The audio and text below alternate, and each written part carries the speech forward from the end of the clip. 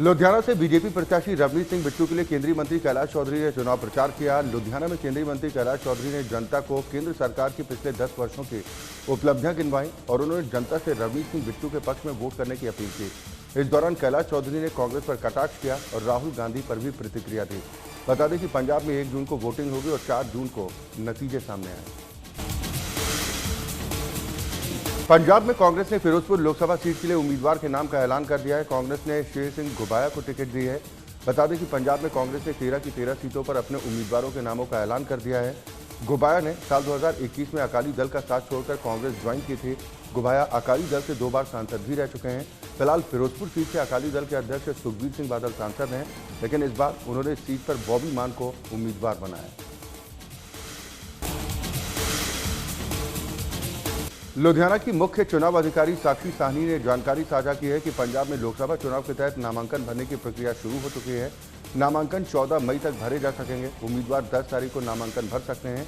11 और 12 मई को छुट्टी रहेगी। उन्होंने कहा कि अभ्यर्थियों को स्पष्ट रूप से ये बता दिया गया है कि 5 से अधिक अभ्यर्थी एक साथ कार्यालय में प्रवेश नहीं कर पाएंगे। उन्होंने कहा कि कार्यालय के 100 मीटर के दायरे में केवल 3 वाहनों को आने की अनुमति है। हमने व्यवस्थाएं पूरी करनी है। उन्होंने चुनाव के सुचारू संचालन के लिए लोगों को अधिकतम सेवाएं प्रदान करने की अपनी प्रतिबद्धता एक बार फिर दोहराई।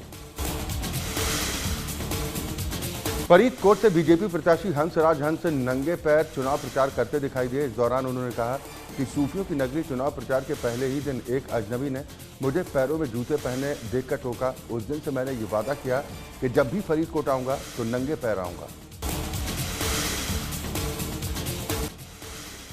राजपुरा के शंभू बॉर्डर में किसान आंदोलन के दौरान एक और किसान की मौत हो गई। तरन तारण से संबंधित भारतीय किसान मजदूर संघर्ष कमेटी के सदस्य जसवंत सिंह की सुबह अचानक तबीयत बिगड़ गई, जिसके बाद उन्हें राजपुरा के सरकारी अस्पताल ले जाया गया, लेकिन डॉक्टरों ने उन्हें मृत घोषित कर दिया। इस संबंध में जानकारी देते हुए किसान नेता तजिंदर सिंह लीला ने कहा कि किसान अपनी मांगों को लेकर लगातार संघर्ष कर रहे हैं।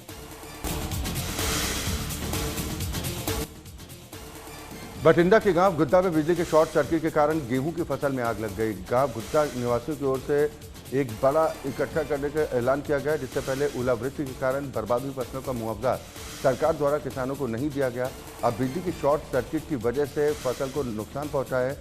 50 एकड़ गेहूं की फसल के मुआवजे से भी आनाकानी की जा रही है, यह आरोप लगाए जा रहे हैं। लोगों ने शॉर्ट सर्किट के कारण बर्बाद हुई फसल का मुआवजा और बिजली बोर्ड के अधिकारी के खिलाफ कार्रवाई को लेकर कहा कि जब तक ये कार्रवाई नहीं की जाती तब तक उनका ये संघर्ष जारी रहेगा।